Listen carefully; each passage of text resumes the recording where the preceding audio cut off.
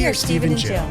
Together, we've been buying and reselling land since the 90s. Our data-centric approach leaves our buyers asking, how can you sell it so cheap? Here on the Land Academy Show, We answer that and more.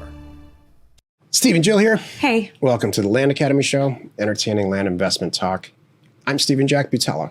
And I'm Jill DeWitt, and we are broadcasting from the Valley of the Sun. Today is Jack Thursday, and I'm going to talk about how we now control, and I mean all of us, almost all aspects of our own lives.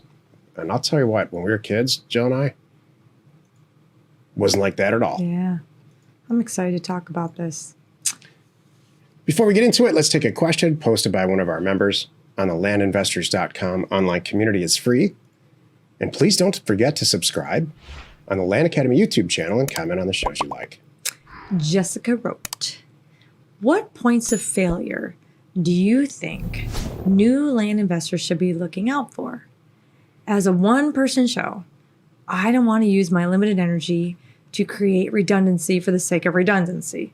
But there's bound to be ways we can mitigate the typical points of failure experienced by those at this stage of our careers.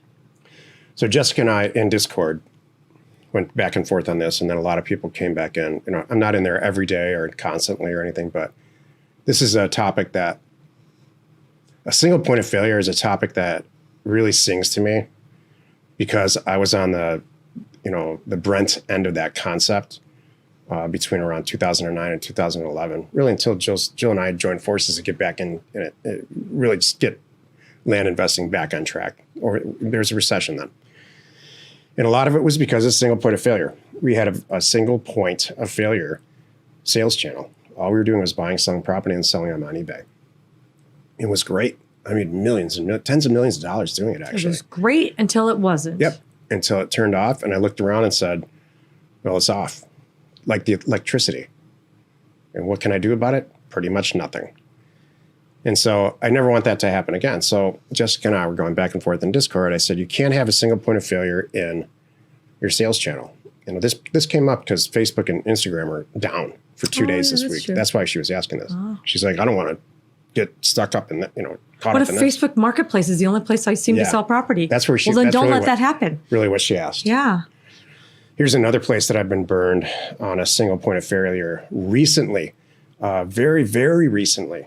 When you rely too heavily on a single important employee, it's going to bite you at some point.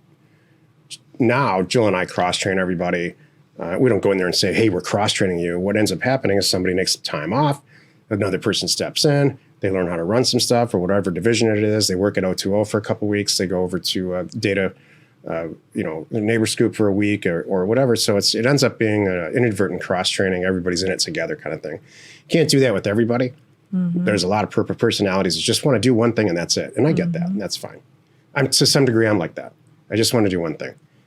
And so you can't put too much stock in one employee in one area. You know, if you start to do mailers and you concentrate and you only use one way and you never look it up, you never do any type of review, and you bring your head back up from your desk 3 years later and that resource is not available, that's not good. We just went through stuff like that. Mm-hmm. It's like Facebook. That's a perfect example. Have other ways to do things. A classic single point of failure that no one talks about, and I don't know why, is your job. Until you don't have your job anymore. Like Jill just said, your job's great, and something and then happened. They close. Or they laid you off, or they don't need you there anymore for some reason. Exactly. Don't make that whatever it is anymore. Something comes up.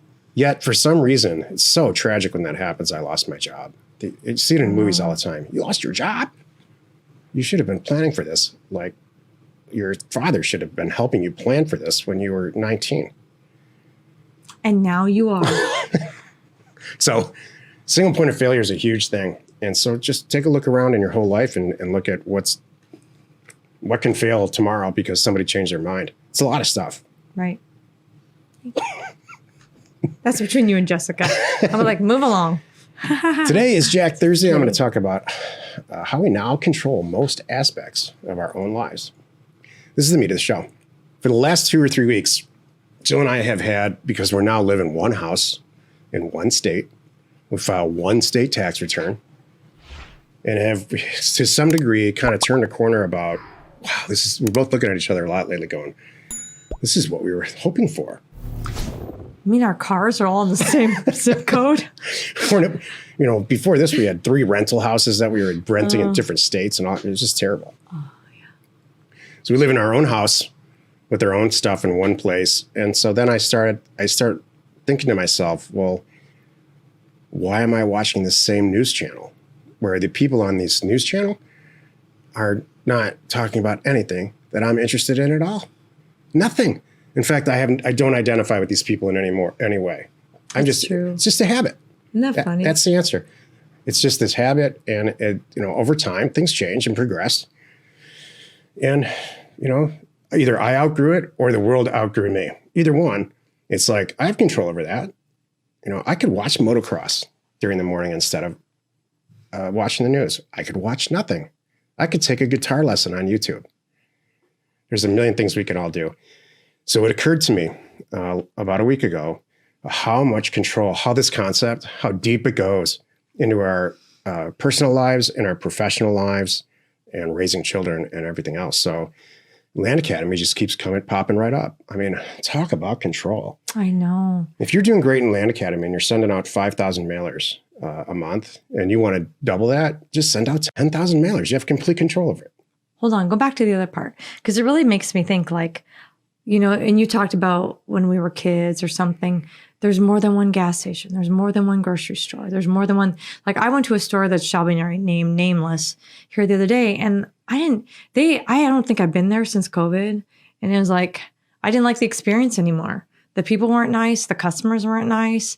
I'm like, I'm not coming back here anymore. They changed. Let's say you don't want to go to the grocery store ever again. Exactly. Amazon, whatever it's called, Market. I don't know. And then there's lots of competitors of that, Instacart. Mm-hmm. Let's say you don't want to ever leave the house again. You don't have to if you have a Land Academy situation and all these apps now that you can get stuff delivered. Let's say you work where you want, live where you want. That you have complete control. This is my point. The whole title is, we have control over most or really all aspects of our lives now. Yeah. It's like, what don't we have control over? We have complete control over our diet. Completely, like no other citizen of another country in the world.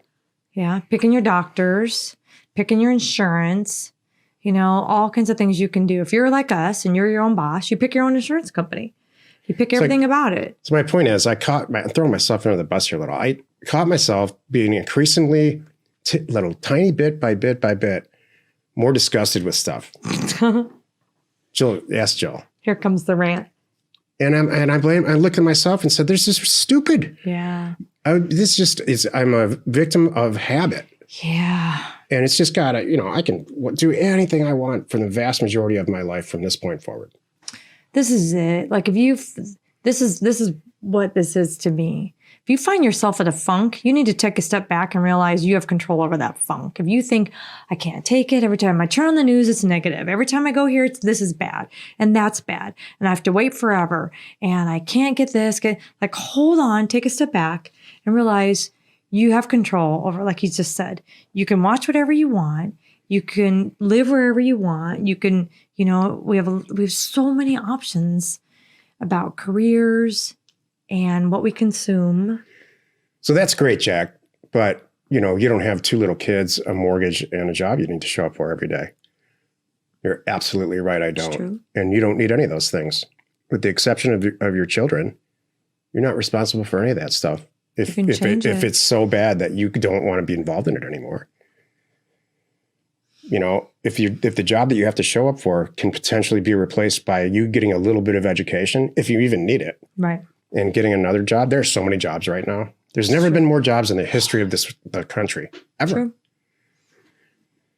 And so, if you can hold on to that job and it's never been easier to get education because of all the stuff on the internet. So get yourself an online job and move to Southern Illinois where houses cost $25,000. Mm-hmm. Something. There's all kinds of options. You have total and complete control. Mm-hmm. I agree. This is great. Thank you for bringing this up. If you need access to any sort of ownership or property details, including owner phone numbers and FEMA flood map overlays, please check out parcelfact.com or neighborscoop.com. Created by investors, that's us, for investors like you. Happy you could join us today. 5 days a week, you can find us right here on the Land Academy Show. Join us tomorrow. Well, it's Chill Friday. She's going to talk about the 3 relationships that you absolutely need in your land business. And one of them is not a husband. You are not alone in your real estate ambition. Thank you for clarifying. And another one is not a boss. Don't need that. That's really good. Thank you for tuning in. We hope you find our content valuable, and we really appreciate your support. If you haven't already, please check out our YouTube channel and hit that subscribe button. We are Steve and Jill. Information and inspiration to buy undervalued property. We hope you find our content valuable, and we appreciate your support. If you have not already, please check out our channel and hit the subscribe button. And your comments and suggestions help us to create the content you're here for. Hitting the like button helps to support our channel's algorithm and gauge your interest for future shows.